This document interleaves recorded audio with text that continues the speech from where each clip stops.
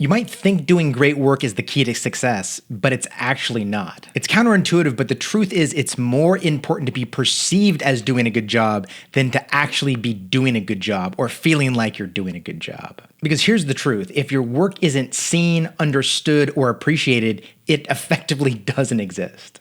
For example, as a patent attorney and partner at a top firm, I've seen a lot of associates whose careers have stalled not because they didn't do great work, but because they didn't pass the optics test. Today, I'll show you how to make sure your great work actually looks great so you get the credit, promotions, and opportunities that you actually deserve. Now, here's the harsh reality. Unfortunately, perception often outweighs performance. In the example of law firms, I've seen this a lot with associates where there are people who do great work. They are really analytically solid. They have great work product, but they're not good at making it shown that they're actually doing good work. And they do some really simple things that make it perceived that they're not doing a good job, even though the core fundamentals of their work product are great. So that's what I'm going to show you in this video and show you that it's not enough to be good, you have to look good actually doing your work.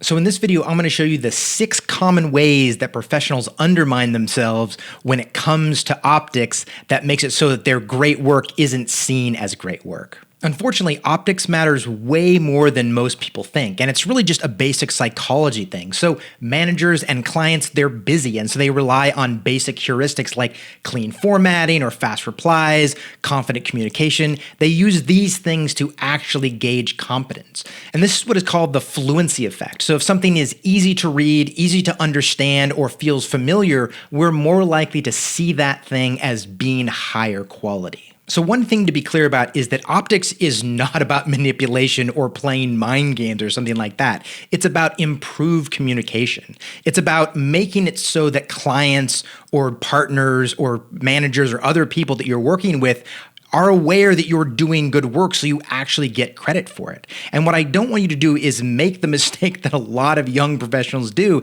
in thinking that, hey, good work is just going to shine through naturally. I don't need to do anything else. It should be obvious on its face, which sadly is just totally not the case. So let's go ahead and move on to the 6 main reasons that people sabotage their own optics and don't get credit for the great work that they're actually doing. So the first thing is not making work product feel familiar. So the general concept is that what feels foreign feels wrong to people. And so an example would be if you have deliverables based on, say, a template or based on some original work product that you're converting. If you have a deliverable at the end that looks or sounds too different from the original material, it feels off to people. And naturally, they're going to subconsciously think that you dismissed what they were doing, you dismissed their work, you were correcting it, which is not what you want to have. And so an example that I use is, so in my patent practice, we often get invention disclosures from inventors, and we're going to use that to convert that into a patent application. And instead of completely rewriting it, what we try to do is use the same figures or use very similar figures, especially early on in the patent application and early on in the text, use the language that they're using and try to use the same material that they provided as much as possible, but massage it so it's correct in terms of the legalese that we need to have in the patent application. Now, this doesn't reduce quality. If anything, it makes it so we have all the information that we originally had in there. It's familiar to people. They appreciate it a lot more. They feel heard, they feel seen, they don't feel corrected. And then what we can do is then we can add the other stuff that is very important that needs to be in there. And so it's one of those things that, one, it makes the process much better. So when you give it to people, they're going to say, hey, this looks familiar to me. This language seems familiar to me. This seems great. And they're going to focus on the beginning a lot of times. And just naturally how things work, people tend to reduce their scrutiny of drafts as they go along. And so once you've ticked that box and made it seem familiar, people are going to feel better about it right off the bat. And so it's going to make it easier for them to do a review later. They're going to let their guard down, and they're going to already feel like they've been heard. And then the additional work, that's just augmenting what they already did. So what you're able to do is you're help people feel respected and perceive your work as higher quality just by using similar language or graphics or elements that they originally provided you, or using a template or format that they're familiar with. Now, the next one is what I call bearing the ask. And the concept here is that you need to make it easy for people to understand what you're asking of them as soon as possible. So the example is something I see a lot of times with young professionals is they have these long emails that have really detailed analysis. And a lot of times it's going to be great analysis. It's very useful, but they have this detailed analysis. And then it's not until the very end of the email that then they say, hey, I need you to approve this draft or make a decision between option A or option B. And it requires people to read through all of this analysis until they get to the end and then figure out what they need to do, which creates lack of clarity, which creates friction, which creates annoyance for people. So what you should be doing is putting that ask right at the beginning of the document. And let me give you an example from my patent practice. So we often have these headers at the top of emails that have the patent application number and when it was filed and the title of the invention, the inventors, and our attorney docket number. But before that header, we'll have this field that says action due in bold, and it'll then have a quick summary of what we need them to do. And that could be provide comments or approval on this draft, or provide comments or instructions by November 22nd, whatever it is, right? Also, if we're just sending people documents for their information and they don't need to do anything, the first thing we have up there is action due none, so that they know right off the bat is that you don't need to do anything. This is just for your information. You don't have to read through this email if you don't want to. You can set it aside for later, and you're not wasting people's time and kind of annoying them. So in addition to having an initial header like that, which can be good, put the ask as soon as possible, probably in the first paragraph, usually at the end of the first paragraph, early on in the email. So an example here is I'll have an introduction saying, hey, here's a draft, here are the documents attached.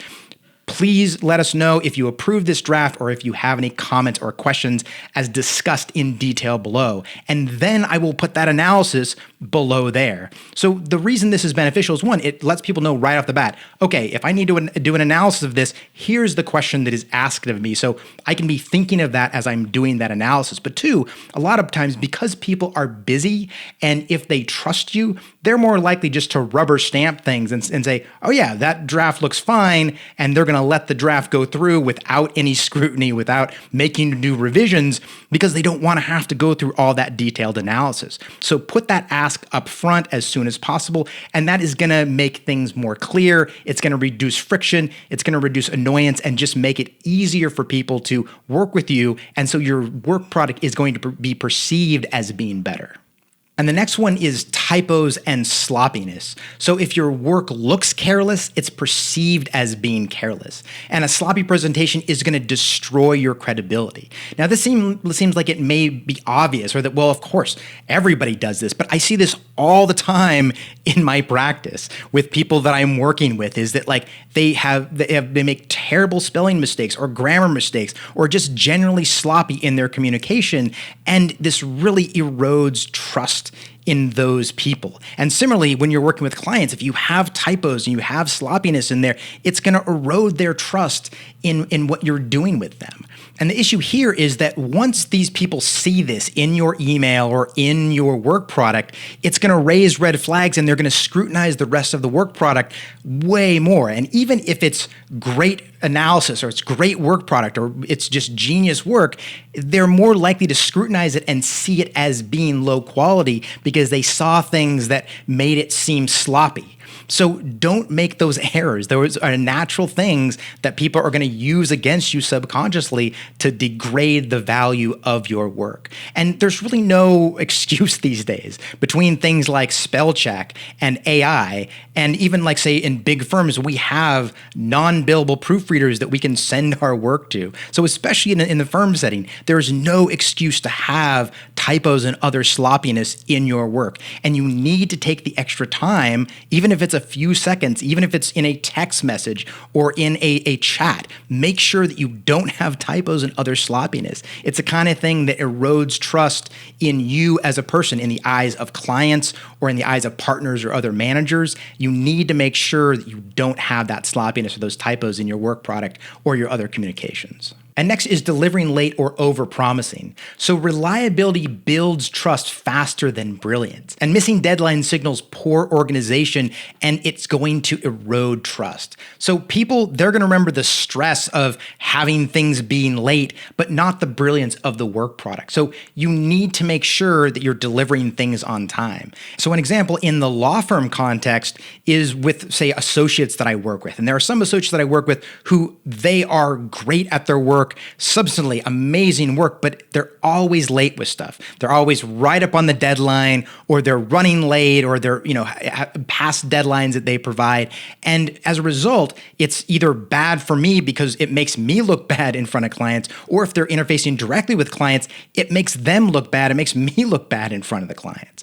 So those people, even though their work product is great, it isn't perceived as being as good because it's late or it's always running up on a deadline. And it's something that people really, really need to work on so their work is perceived as being good. There's going to be a natural thing that, well, if it's rushed and if it's late, it's not as good, you rush this, even though that may not be the case. And the resulting work product is seen as being lower quality than it really should be. Now, one of the keys here is to underpromise and overdeliver.